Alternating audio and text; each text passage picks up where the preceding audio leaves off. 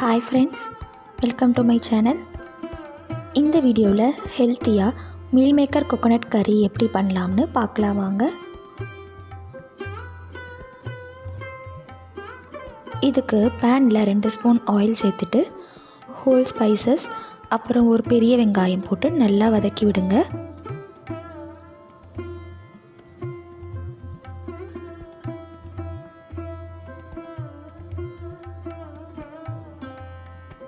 வெங்காயம் நல்லா வேகினதும் நமக்கு விருப்பமான வெஜ்ஜீஸ் சேர்த்துக்கலாம். நான் இன்றைக்கி பீன்ஸ் கொஞ்சம் சேர்த்துருக்குறேன்.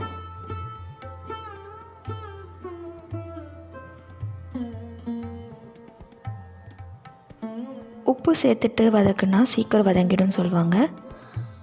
அதனால் கொஞ்சமாக உப்பு சேர்த்துட்டு அப்புறம் பீன்ஸ் வேகிறதுக்கு தேவையான அளவு தண்ணி ஆட் பண்ணிக்கிறேன். ஒரு 5 மினிட்ஸ் இதை நல்லா வேக வச்சிடலாம். இப்போ நான் இதை மூடி போட்டு வச்சிடுறேன். மீல் மேக்கரை சுடு தண்ணியில் நல்லா வேக வச்சு எடுத்துக்கிறேன் பாருங்கள்.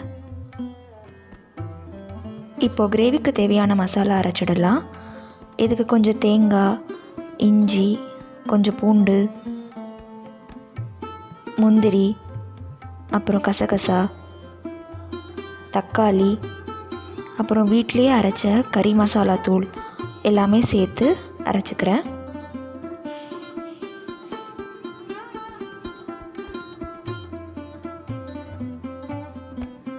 பீன்ஸ் நல்லா வெந்துடுச்சு. இது கூட வேக வச்சு எடுத்துக்கிட்ட மீல் மேக்கரை நல்லா தண்ணி இல்லாமல் பிழிஞ்சு சேர்த்துக்கிறேன். அப்புறம் நம்ம அரைச்சி வச்சுருந்த மசாலாவும் சேர்த்துக்கிறேன். இது கூட கொஞ்சம் மஞ்சத்தூள் அப்புறம் தேவையான அளவு உப்பு சேர்த்துக்கிறேன்.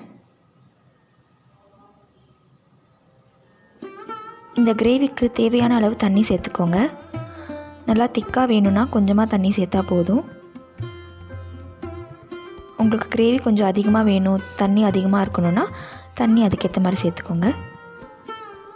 நான் இன்றைக்கி கொஞ்சம் திக்காக தான் செய்கிறேன், அதனால் கொஞ்சமாக தான் தண்ணி சேர்த்துருக்கேன்.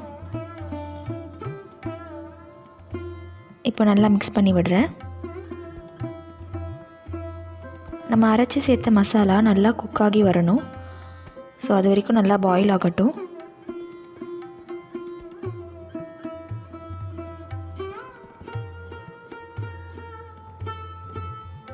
மசாலாஸ்லாம் நல்லா குக்காகி வந்துருச்சு. இந்த ஸ்டேஜில் நீங்கள் உப்பு, தண்ணி எல்லாமே பார்த்து செக் பண்ணி ஆட் பண்ணிக்கலாம். நான் ஃப்ரெஷ்ஷான புதினா இலைகள் கொஞ்சம் சேர்த்துக்கிறேன். சேர்த்து நல்லா மிக்ஸ் பண்ணிக்கிறேன்.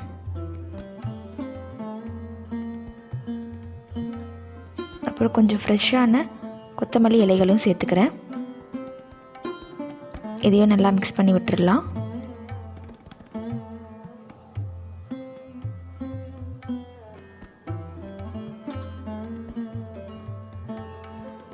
இது நல்லா மிக்ஸ் பண்ணிவிட்டு நீங்கள் ஸ்டவ் ஆஃப் பண்ணிடலாம். மீல் மேக்கர் கறி ரெடி ஆகிடுச்சு. கடைசியாக நான் கார்னிஷ்காக கொஞ்சம் கொத்தமல்லி இலைகளை சேர்த்துக்கிறேன் மேலே. பாருங்கள், மீல் மேக்கர் கறி ரொம்ப அழகாகவே ரெடி ஆயிடுச்சு. மீல் மேக்கர்லாம் நல்லா வெந்து குண்டாக சாஃப்டாக ஜூஸியாக இருக்குது. பார்க்கவே சாப்பிட்ணும் போல் ஆசையாக இருக்குது. இந்த ரெசிபி டிஃபன் கூட வச்சு சாப்பிட ஒரு சூப்பர் காம்போவாக இருக்கும். தோசை, சப்பாத்தி, பூரி எல்லாத்துக்கும் வச்சு சாப்பிட்லாம். ஓகே ஃப்ரெண்ட்ஸ், ரொம்ப பசி, நான் இப்போவே சாப்பிட போகிறேன். இந்த ரெசிபி செஞ்சு பார்த்துட்டு கண்டிப்பாக கமெண்ட் பண்ணுங்கள். இந்த வீடியோ பிடிச்சிருந்தா லைக் அண்ட் சப்ஸ்கிரைப் பண்ணுங்கள். தேங்க்ஸ் ஃபார் வாட்சிங்.